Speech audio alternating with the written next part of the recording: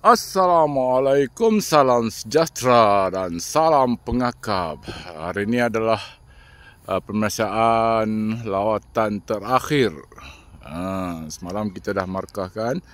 Cuma hari ini kita akan memastikan tahap kebersihan dan masih lagi gadget-gadget dikukuh. Okey, secara keseluruhan. Okey, keseluruhan memang kekal seperti semalam lah. Okey, tali-tali tu biasalah, dia kena panas. Pagi tadi gerimis hujan sedikit, dia akan melendut lah. Dia ni macam manusia juga. Dia ada masanya dia demam, dia letih. Okey, ni dapur masak ni cantik lah. Kemas, goyang pun tak bergegar sangat dah.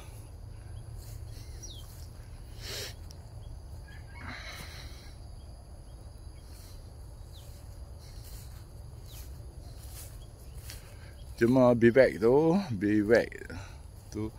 daun sajalah. Kalau nak tahan seminggu, eloknya daun rumbia ataupun daun nipah, daun yang tahan lama. Kalau daun pisang tu 2 hari boleh buat lepat dah. Lepat liat. Right. Tapi okey, itu perkara biasa lah. Pijak lampu. Right.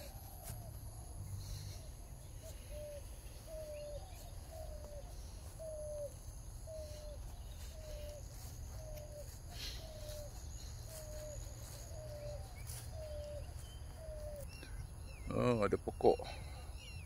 Boleh gunakan pokok untuk gantung sesuatu.